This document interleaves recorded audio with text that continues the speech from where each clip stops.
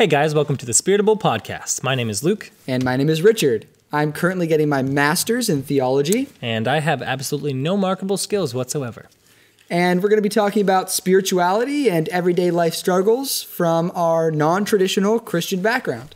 Obviously, we don't have all the answers, so we're going to be dragging on some guests to diversify and talk about their opinions and perspectives. Yeah, and we think it's weird that people aren't more open talking about spiritual ideas and stuff like this in everyday conversation, so we're talking about it here. Hey guys, welcome back to the Spiritable podcast. No, that would be funny. It's fine. Are you sure that I can't do your job for you, Ben? I don't want to get in the middle of y'all. Okay.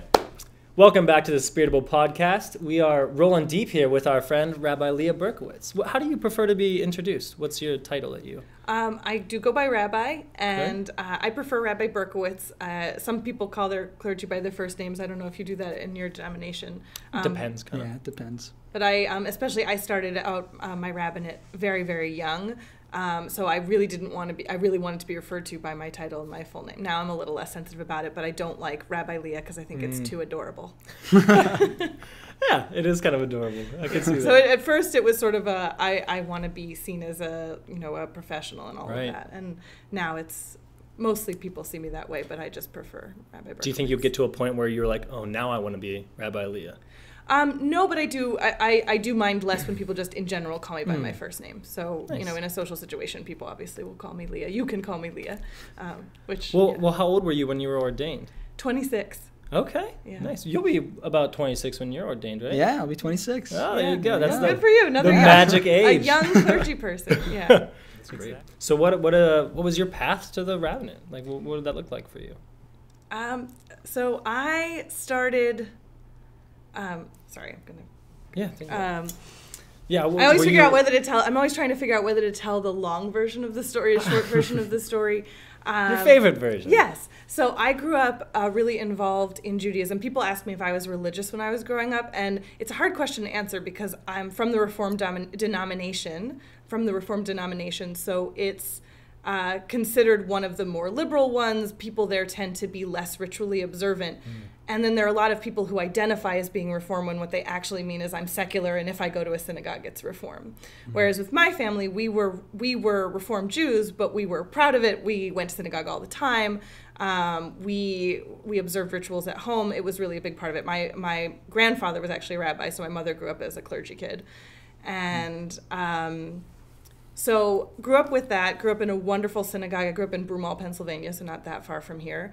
Wonderful synagogue with this really rich musical tradition and just a really warm, loving environment, and felt very at home there. So always felt like that was a possibility that I might want to do something in the Jewish community. And then the summer I was 12, I had already been sort of preparing for bat mitzvah and was really into things with my cantor, which is our clergy who handles music, and was thinking, oh, maybe I want to be a cantor, especially because that was also a role I saw women in. I didn't see yet women in the rabbi role, though that did exist at the time. And I went to summer camp, and a Jewish summer camp, and for one thing, I saw a lot of women rabbis, and I also just fell in love with this camp, and we did Jewish stuff all the time, and I loved it, and for a lot of people, it was sort of like the thing you had to get through to do all the fun camp things, but for me, I really liked the Jewish part. You're the nerdy kid at the Jewish camp. Right, exactly. And I didn't realize it till much later, but I was like, oh, not everybody liked this part. It was just me. Or a lot of us, because a lot of us ended up being rabbis and educators and cantors and other Jewish professionals. Right. And so the very short story I tell is I looked to see who the oldest people at camp were, and they were rabbis. So I figured if I was a rabbi, I could go to camp forever. And then everything sort of reinforced that. When I got back, I had sort of this experience that I think in the Christian denominations you'd call a call. We don't really use that language in Judaism, but I did have this moment at 12, which is kind of strange, that I'm in synagogue looking at my rabbi. He's doing his thing, and I'm thinking, oh, I can do that. And I had this very strong sort of emotional reaction that I sort of think of as the moment that I was called. Wow. And then, just everything else was sort of more on the intellectual, secular level of, I really thought it was interesting. I enjoyed doing things that rabbis did, and was really fascinated by Judaism. So I sort of went in that direction. Wow. Richard, did you ever have a call or anything? I know from our just friendship history that you were like, yeah, I kind of want to do this forever. But did you ever have a moment where you were like, man, this is really calling to me? It was a little more gradual for me, I think. From a young age, I really liked religion, learning about religion. And I was similarly the little nerdy kid. Kids are like, I'm reading the Harry Potter series. What are you guys reading? I'm like, and you're like Joshua. I'm reading the Bible. Well, that's funny that Harry Potter wasn't nerdy enough. Not for this guy. I actually think that J.K. Rowling is not a very good writer, just in terms of her prose. Wow. And I know that just hurts Luke so deeply. But one of the reasons why I read use the of Bible, adverbs, I might take point of whatever with. Well, this is where I confess that I've only read the first book of Harry Potter. Luke, no. Luke, come back. The first book is the worst book. Really? Yeah. Fifth book is the best, I think. Yeah. Third book's really... That's the one that's Ben? sad. Hey, Ben, you're behind the camera. It's too sad and bummed me out. No, that's when it gets real. Oh, okay, the books age like a fine wine. With the demographic of people reading All them. right, get it out. Okay, so you think J.K. Rowling is terrible. That's not what I said. Pretty much. But I have always been a very, language-oriented person. And so one of the things that drew me away from reading a lot of other books was that I am very critical of writing. What I'm trying to say is that I'm the worst. Yeah, he's kind of a tool. And do you not have problems with the writing in the Bible ever? Well, I think that God wrote it, so I can't be like, I would have written it differently. I'm like, why'd you write it like that? Let's figure it out. Instead of like, But that parallel structure's a bit off, God. Have you ever, to be vulnerable, have you ever had a moment where you're like, this could have been better? I feel like mostly that's translational. Okay. Wow. Like I read something and I'm like, really, that was the choice you made there? And then the little bit that I can understand Hebrew or Greek, I go back and I'm like, oh, this is so elegant. And then I look at the English and I'm like, you monsters. Yeah. What have you done? That's definitely part of it. I will admit, and since we're here to sort of talk about some of our differences, and this is not speaking for all Jewish groups because we have different relationships to the Bible, but in my denomination we do learn, or at least the rabbis learn, documentary hypothesis, and we do believe that there might have been a human hand. So that does give me some freedom to look and say, not that it was poorly written, but sometimes that it could have been better edited, because there are things where you're like, well, that's repetitive, or why did they do it that way? And of course, for us, that means that it's open for all sorts of interpretation, and especially if you do believe that it's from God, that God wrote it, then of course that's the path you're going to take. But every once in a while I would think, I do give myself permission to think I wouldn't have necessarily, I would have condensed this part here. When there's so many different translations to the Bible or different writings or works, so I think it is flexible because people translate things differently. So. Mm-hmm. Yeah.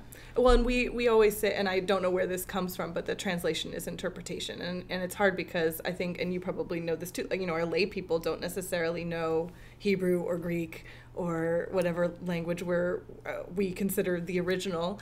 And so it's hard, I when I'm studying with people, I can point things out to them, but they can't just read it and say, if somebody's going to nitpick about a word in the English, I actually have to sort of call them out. Well, that's a translation. I mean, you can't do the same kind of interpretation that you could with the Hebrew because it's not really the same word. Yeah. So don't say the word etymology around Richard.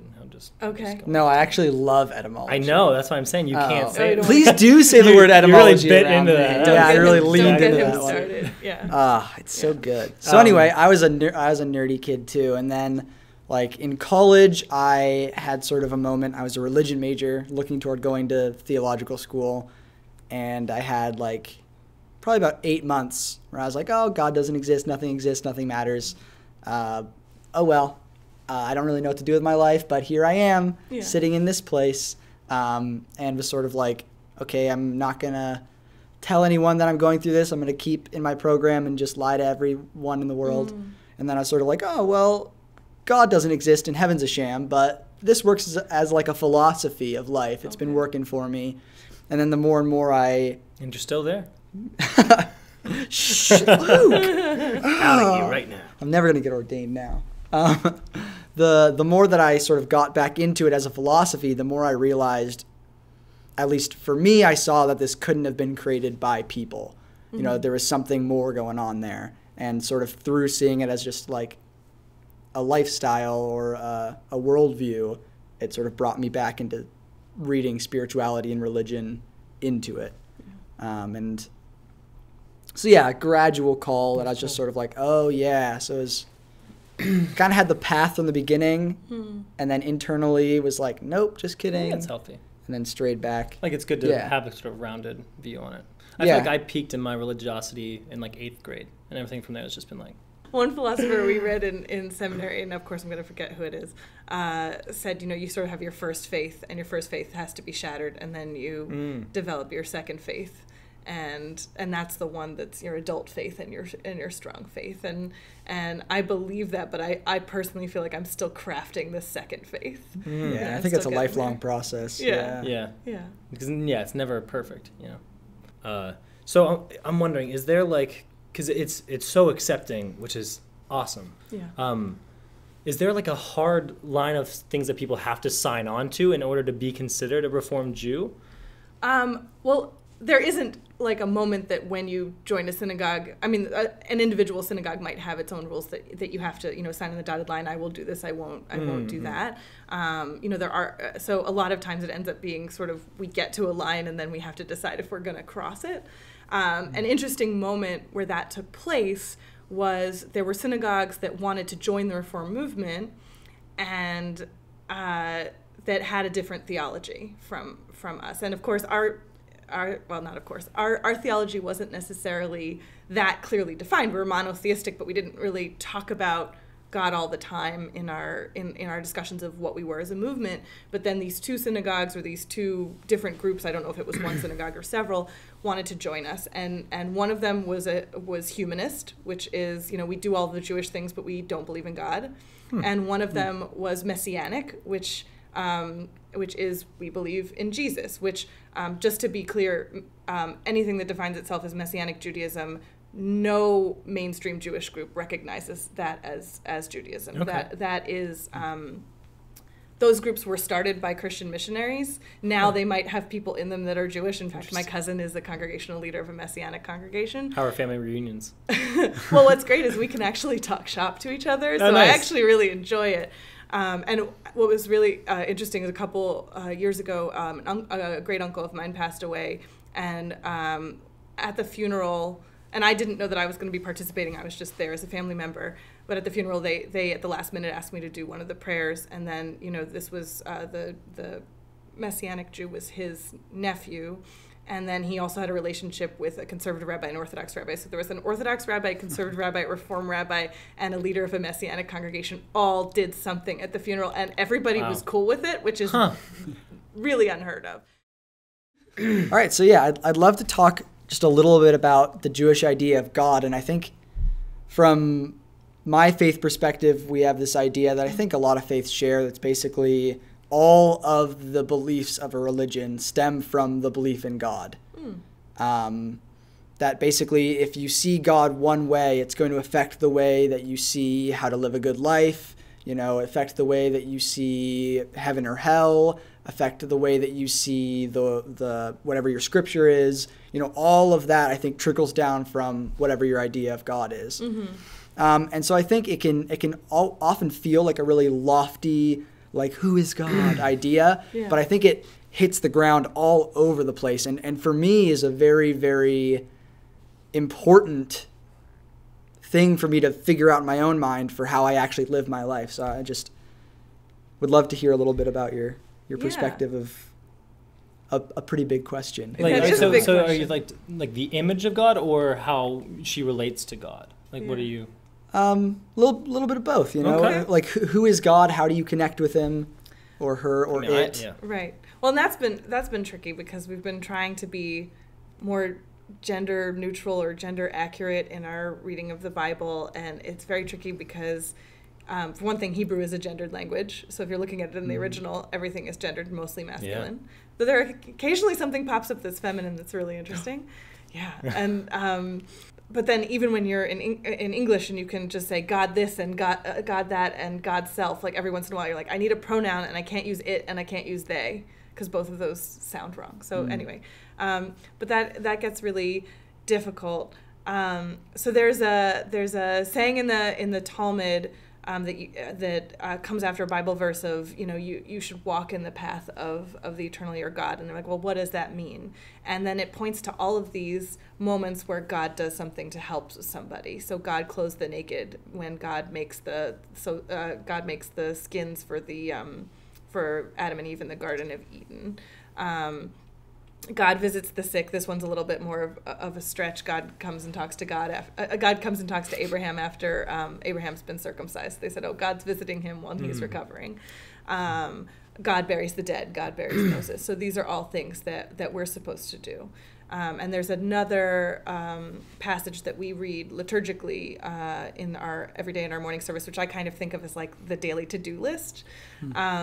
And these are the things without measure, and you have a reward in this world and a reward in the next world. And there are things like honoring your father and mother, and studying Torah, and rejoicing with rejoicing with the wedding couple, because we don't think of that just as brides and grooms anymore. Visiting the sick, burying the dead, all of these things. And we also say that that study is equal to all of them because it leads to all of them. So if you study Bible, you study Talmud, it will hopefully also lead you into this good life where you help people. So I guess my big question, and I ask this partly because I like the answer that my faith has to it. So I want to talk to you about how you see it. So how do you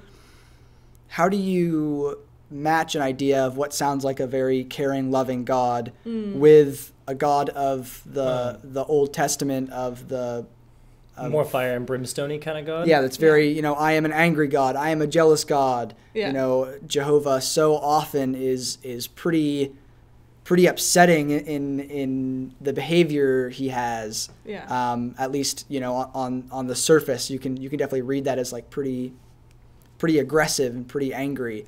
How do you make sense of that? Right. Well, I'm going to call you out a little bit on the Old Testament God thing, because this is a pet peeve. Okay. Do it. Go for it. We don't refer to it as Old Testament and New Testament, because as you know, we don't follow the New Testament. Yeah, well, obviously you can call it the Old Testament, but so we call it the Hebrew Bible. So it's Hebrew Bible and then New Testament, which we don't follow, though I know there are great things in there and I've studied it academically. So, but the other thing that I object to is, that often this distinction is made, like the Old Testament God is the justice God and the anger God and the jealous God, and the New Testament God is all loving and caring. And I think if you read both sets of scripture, that's not consistent across both books. Jesus was sassy, for sure. Well, and I'm not even sure if it's necessarily Jesus, because I know that he did have a lot of these really loving teachings, but there was a lot of wrath in the New Testament. Oh yeah. And so and there is love in the Hebrew Bible, so I don't want to do like Old Testament God, New Testament God.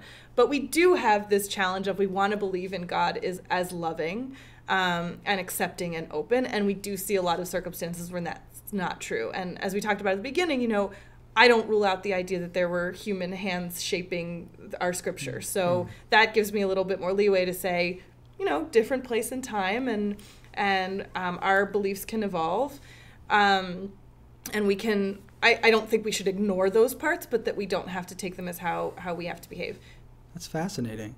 So a lot of the way that we see it, both in what we consider the Old Testament and the New Testament, and I totally love where you're coming from, that there's definitely signs of love in Jehovah. The way that he treats the children of Israel when they constantly mess up and betray him over and over again, and is very much, I think, relates in a lot of ways to a loving parent who needs to punish because they need to know that there are consequences, but always invites them back, always is bringing his people back in, and providing for them at every turn. And I totally agree. In the New Testament, there's a lot of talks about the Father and in sort of harsh tones and things like that. And so the way that my faith sort of addresses that is that the word, in our case the Old and New Testament, is written by the Lord, but often in the appearance of people.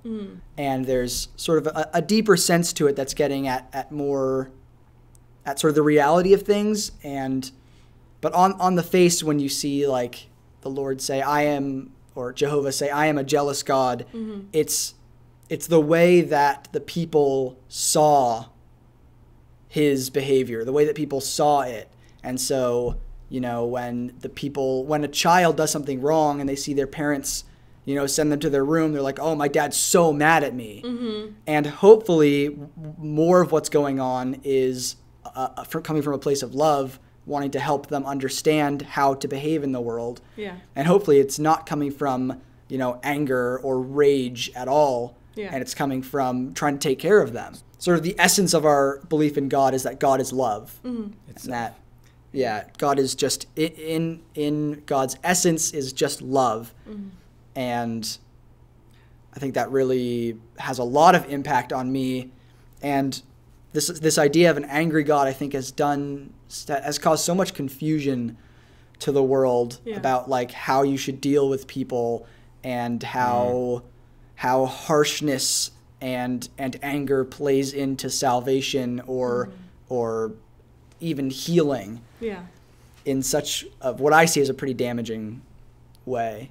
There's one of my favorite teachings of our church is a concept of sort of spiritual equilibrium, and we've talked about it before, but I think it's so neat. Which the essence of it is that we're constantly like in flux between these bad voices, like these evil voices, and these good things. And sometimes we give in more to the bad things, or like are listening more to the good things.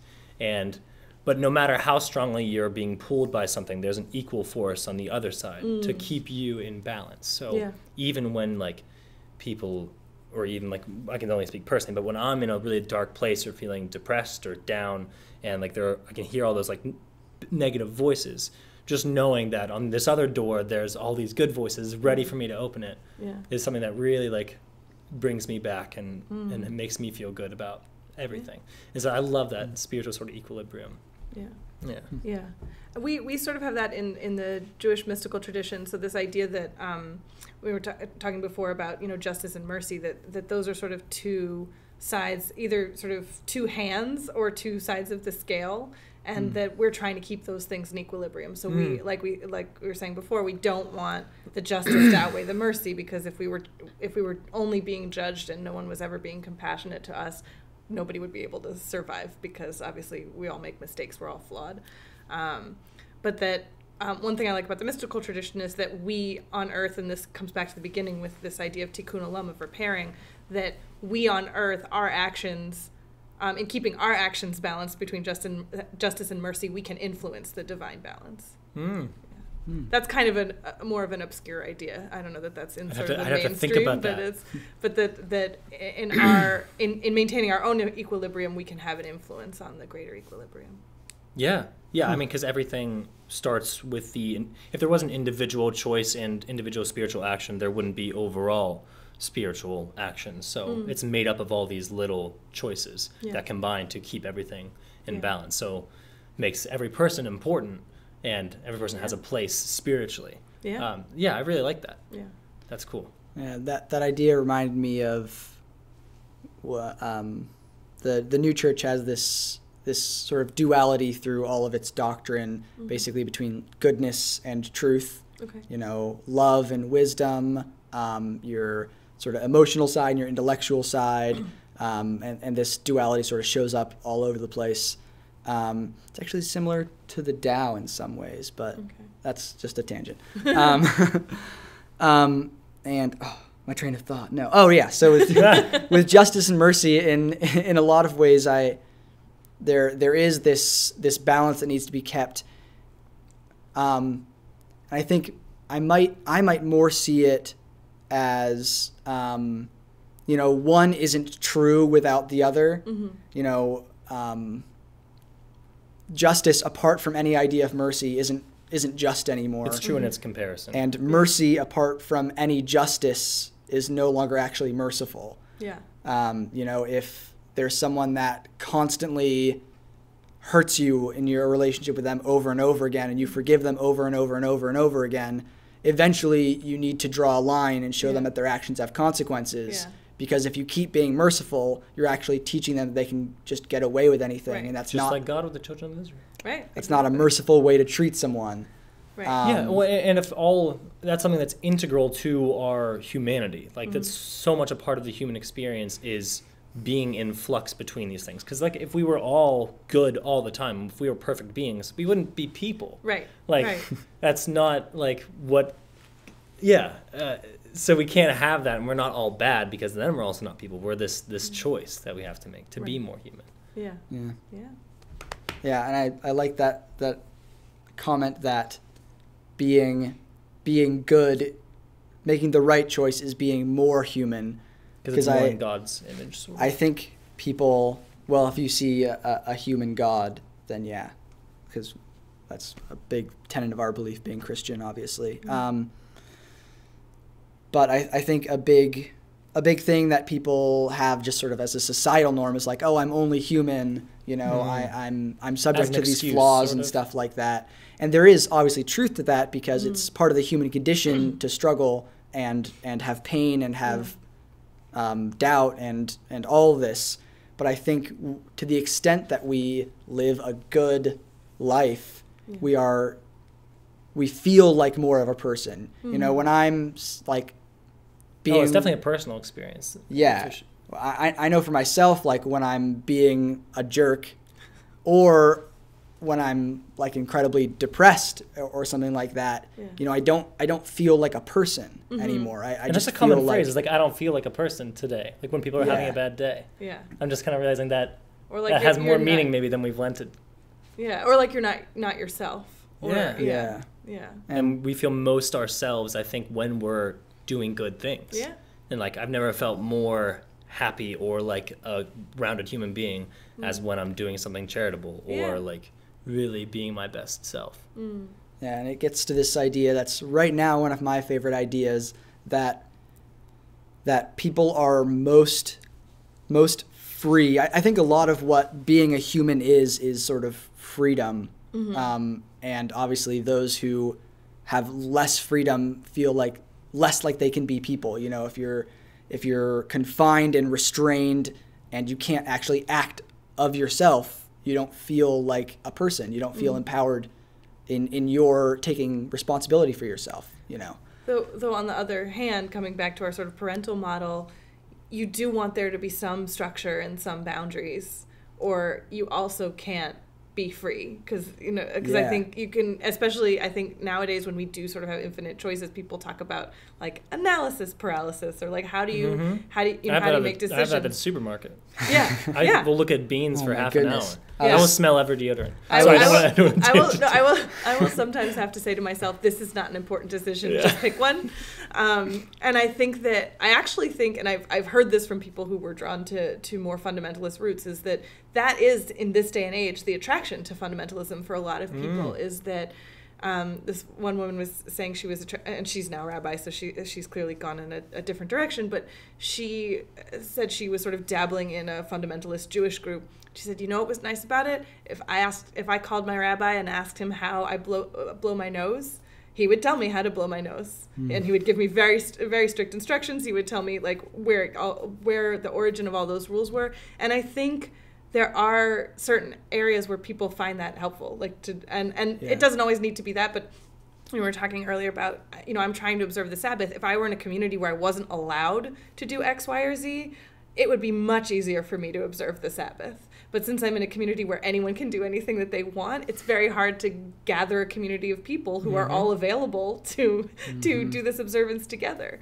So I do think there's value in some structure, not obviously to all the way to the fundamentalist side, but I think sometimes we do need, we do have free will, and I think that is what makes us human, but I think we also, at least as communities, need to have some borders and boundaries so that we can really be free within those borders and Yeah. boundaries. Yeah, and I think the essence of, there's a cool idea in New Church doctrine that what freedom, so there's free will in general, which is, you can choose right or wrong, but real freedom consists in following God, and that's what actual freedom is, because there's sort of an overarching view of evil as almost an addiction. And I think there definitely is an addictive quality to evil. Bad habits seem so much easier to form than good habits. And so, I mean, there's the New Testament has, to the extent you're in sin, you're a slave of sin idea to it. But I think it's definitely a broader human experience that, to the extent that you feel like you are able to do the right thing, I know I feel more like a person, more empowered, more free. Which is just a really cool idea, because people definitely think of freedom as like, I can do whatever I want. And that's true, and you very quickly lose that freedom when you let yourself just when you're a slave be to selfish. Those evil And sometimes you need to, Rabbi Yitzhak Greenberg, who's an Orthodox rabbi, wrote this really great book called The Jewish Way that I find really, it's an exploration of the Jewish holidays, but sort of from a philosophical perspective. And he talks about how Shabbat is supposed to be this preventative measure against idolatry, but not idolatry. I mean, it is against idolatry in terms of golden calf kind of idolatry, but also all of the things that we can make. And he said it's against idolatry and also against slavery. So all the things that we make gods or make ourselves make our masters that aren't actually God and that aren't actually our masters. So our work right now, I would definitely say social media, any kind of technology, the need to make money. All of these things are, you could call them addictions, you could call them idols, you could call them taskmasters. And by saying I can't engage with any of those things for any given amount of time, so whether that's the Sabbath or something else, that frees you to be the person you could be without those things. And that's not saying you need to free yourself from them all the time, but just saying, by saying I have a boundary with this thing, at least this one day a week or this 1 hour or whatever, I'm now free to be this other person. Yeah. I know for me, I create a lot of structure in my own life. And I definitely feel way more capable and free when I am fairly rigidly planning out what I'm doing. And I think a lot of people are want a day where they just don't do anything. And for me, that's just, I don't that's just not how I feel good. If you're someone who gets paralyzed in the grocery store, then that's not going to make you happy. So, I think there's definitely something to be said for feeling more free within a system than being free outside of a system. Yeah, and I think that's a big way that people, at least from what I've seen, misunderstand organized religion in general. They see it as very restrictive and judgmental and holding them down. And I don't see obviously I'm becoming a minister. We're all a little biased. I don't see my religion that way at all. In fact, it's sort of like, if you're trying to build a house and you don't know how to use a hammer, and someone's like, "Oh, let me show you how to use a hammer." Right. You're like, "Whoa, don't tell me what to do." Right. It is sort of. And if you're on your own, you might not use the right end of the hammer. Yeah. Or, if you have no guidance. Yeah, and in no way do I mean to apply that to other people's experience of faith. I think that a lot of people, either it doesn't work for them for whatever reason, or they had a really bad experience with a faith that was very constrictive of them. But more to express that hasn't been my experience with my faith, and that I don't think it has to be what organized religion is. And I think there's real benefit in this sort of structure of belief. That I think can get lost a lot of the time. We have very elaborate rituals around death. Really? And they involve, for one thing, a very quick burial, which not as many people in my community adhere to anymore because you're waiting for family to come in, but usually it's within 24 hours. and then 7 days of rituals that involve people coming to your house and praying with you. And then there's a year, depending on who you've lost, there's up to a year of mourning rituals that require you to be around 10 other adult Jews to say these prayers. So some people do that every day, some people do that 3 times a day, some people do that just on the Sabbath. And I imagine that could feel like a huge burden to people, especially, the house full of company when you've just suffered a loss and, all of these things that you're not supposed to be bound by social rules. So you theoretically don't have to say hi to anybody or get anybody any food. But it can be overwhelming. Yeah. But it also ensures that the person is not alone. Yeah. So by having these, and it ensures that there are people, and I think in liberal circles, people might say, well, we bend the rules about things. Could we bend the rules about this? And we do, but I would say, but we might not want to all the time, because this structure exists, and maybe it doesn't comfort everybody, and that's why it's nice to be able to make choices. But for people who follow it, I think some people do find it very comforting to have, for one thing, to have the structure in the first place, to say, I have no idea what to do, and have sort of tradition sweep in and say, you have to do this, you have to do that, you have to do this.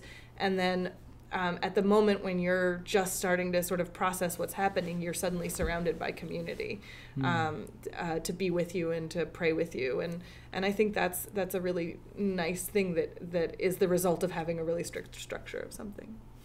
Yeah, and I sort of have a pendulum theory that I think I've talked about on other episodes. Keep going. A pendulum theory of sort of human progression, that people are constantly sort of generationally and interpersonally swinging back and forth between 2 extremes. Yeah. And so, people are... Oh, I have the same analogy, but I use a bowling alley with walls. Like with the bumpers or without with the bumpers? Yeah. And where you want to be is right down the middle, get the strike, but often we're not good bowlers, so the ball's bouncing between the walls, trying to align. What are the bumpers in this situation? Extremes. Okay. Extreme. But not the gutter. Like, what's keeping you from going in the gutter? That's a terrible analogy, Luke. It's a garbage analogy. I feel like it's the same basic concept. I feel like if you go far enough, you end up in the gutter. And if you go far enough... that's why you have bumpers. But I'm just trying to figure out what the bumpers are in the metaphor. Yeah, what are the bumpers? The bumpers are humanity realizing that we've gone too far in a certain extreme. And we recorrect to try to get back to the right way or the comfort zone. And then we overcorrect another way. And then we hit another extreme. But you could theoretically... You could theoretically bounce all the way down and get a strike just as much as the person who bowls straight down. I guess it's not even with the bumpers that it would still end up in that gutter in the last foot. Like the last little bit. I guess I haven't extended the analogy to the pins exactly. So pendulum doesn't have an end in mind, so I guess. Yeah. Pins are the main part of bowling. Well, but I'm looking at the bowling alley specifically. I agree with Ben's sentiment, but not his speaking. Oh. No. So continue with your pendulum. I love you, Ben. I sort of feel like right now we have swung very far, or we did swing very far toward unstructured life. And I think, at least in my opinion, we're starting to swing back, and people are starting to want communities and things like that. Like I remember early 2000s and even like up to like 2010, there was a huge social push of like, don't label anyone, everyone's just people. Yeah. Don't try to box in anybody at all. And that has evolved into, if you look at like anyone's dating profile, the first like 14 words are a bunch of identifiers of them. Right. And so we sort of moved pretty quickly from like, I'm just a person, don't box me in anywhere, to here are all my boxes, know my boxes. That's because they're important to me. Yeah. And so I think we constantly swing back and forth like that. Yeah. And I think that we've for a long time been swung up to a very structured, organized religion, a very often conservative, organized religion. And I think every time it swings, when it swings back, it's something totally different. And so I actually have a pretty optimistic view. A lot of people that are in organized religion are like, oh, religion's dying everywhere. It's doomed. because nobody wants to have it. Yeah. Which is can be It'd how be very hard to be a clergy person in that environment. which is how it can feel, because for basically all of American history, no clergy person had to work to fill the pews. They're all like, People just showed if up. people don't show up on Sunday, everyone's going to notice that they're missing. Yeah. Well, and was it's that funny social because pressure. I was talking to somebody described to me what it was like to be a rabbi, and like even in just the 1980s, like before there was email.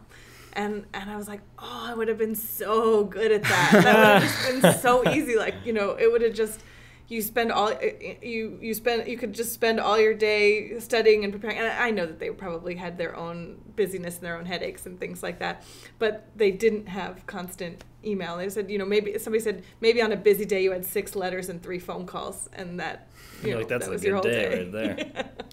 And so I hope that, my optimistic hope is that we're going to swing back to sort of organized religion in general, but it's going to look different. It's not going to be, I think for a long time, same sort of organized religion. Yeah, I think for a long time it's been sort of like, whatever I stand up here and say on a given Sabbath, you're going to take it because you got to be here. This is where everything happens. Yeah. To a place of sort of greater connection and greater understanding and greater, acceptance and growth.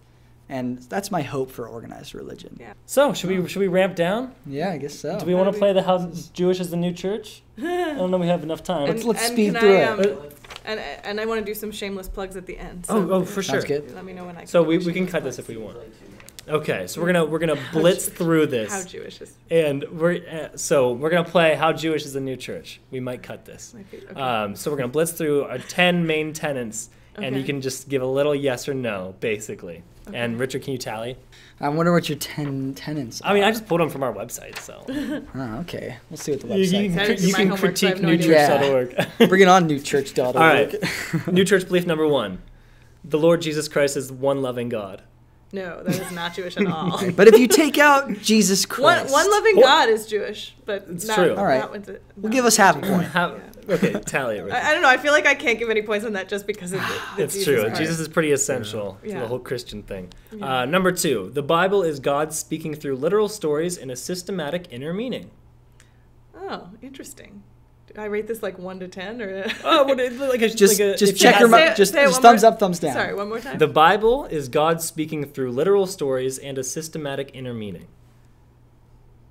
I'd want to know a lot more about what that means, but I'd say that that's fairly Jewish. Okay. All right. I don't know. Yeah, we're on the board. Inner We meaning is tend just not to like- be super literal, but it sounds like they're trying to balance like literal Yeah, with there spiritual. are some literal stories and Yeah. some that have like spiritual relevance. Yeah. Okay, number 3: love is the basis of Scripture. Yeah, I would say that has.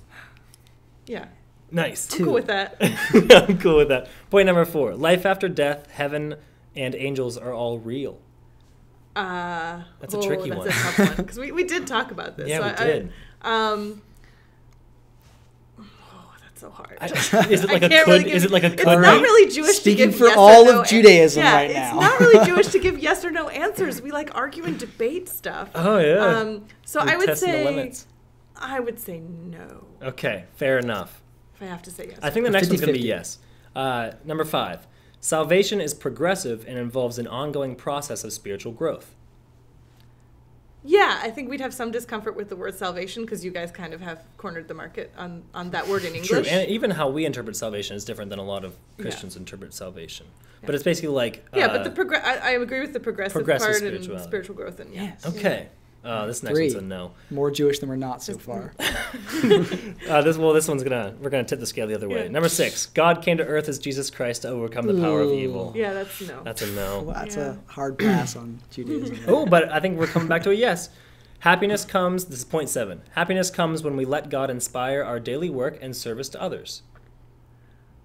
Yes, and it's interesting. I don't feel like we use the word happiness a lot.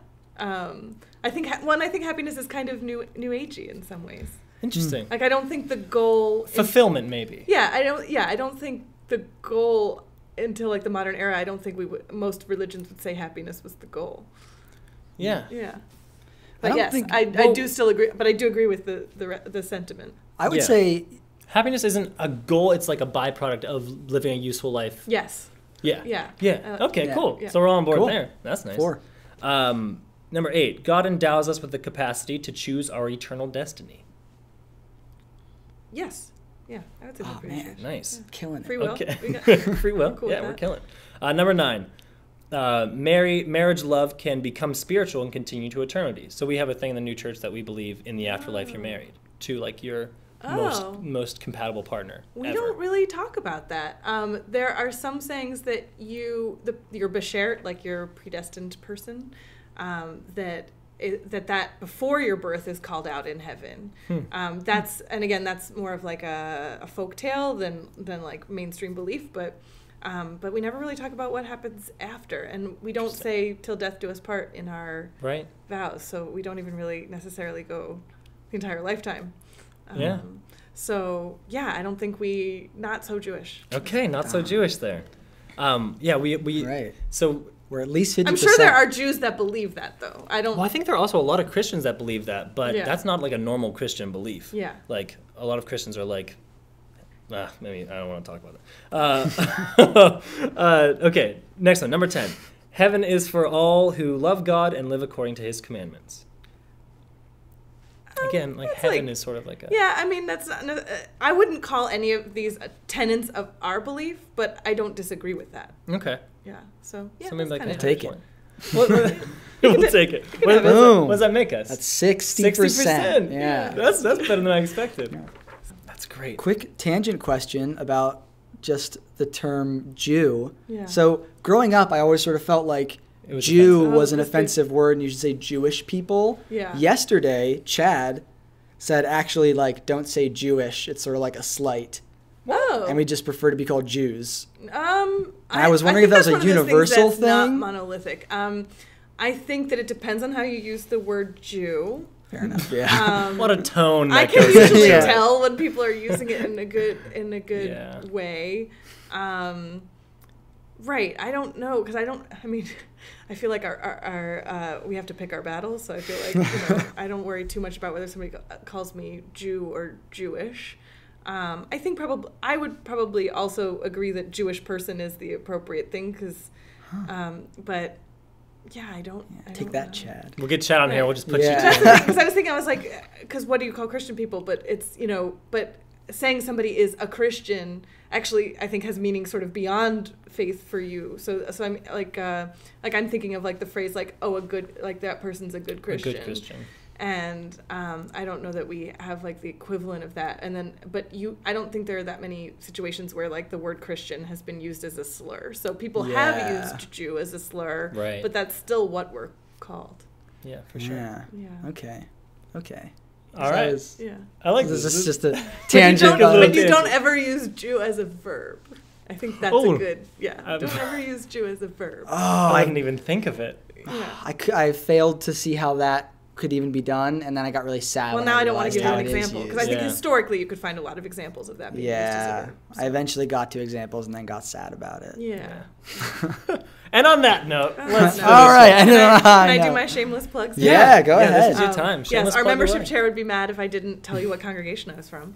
So I'm from Congregation Here, you Cole- wanna tell the people I'm directly? sorry, I haven't really been looking at the camera. I'm in denial that it's there. I'm from Congregation Colamy in Elkins Park, Pennsylvania. We're a small progressive reform community. We like to describe ourselves as intimate and dynamic, and we welcome people of all faiths to come and check us out, whether it's for educational purposes or spiritual purposes. So I hope people will join us. Is there a website you want to? Yes, colamyelkinspark.org, and Cole is Kolami, which means the voice of my people. Nice. Oh. I Yeah. like it. And then my other shameless plug is that I have a children's book out that is called The World Needs Beautiful Things. It's actually based on this week's portion in our lectionary, which is the building of the tabernacle. So it's a story about Bezalel, who's the guy that builds the tabernacle, but him as a kid. Cute. And that somebody who is always attracted to things that are shiny and pretty and collects all sorts of weird things out of the desert. So, and that is available from Carbon Publishing. Nice. Awesome. So, Look at Thank that. you. That's cool. Yay. I've always wanted to write a children's book. That'd be yeah. fun. It's hard. Yeah, I bet. Thank you so much for watching and or listening to the Spiritable podcast. We had a great time here with Rabbi Berkowitz talking about some cool dynamics between Christianity and Judaism. If you want to check us out on social media, go and look on Instagram and Twitter and Facebook and obviously YouTube. And if you want to subscribe to our podcast, go on Stitcher or Google Play or Spotify or iTunes, wherever you find podcasts these days. If you have any comments or questions about what we talked about today or things you'd like to hear us talk about, you can comment below our YouTube. Or send us an email at... I was going to say send us an email and point to you because I don't remember the name of the email. Spiritablepodcast@gmail.com. It's really not hard. That's what I thought it was, and I asked you and you refused to answer, so that's on you. That's on you. All right, guys. Thank you so much, and feel free to tune in next week.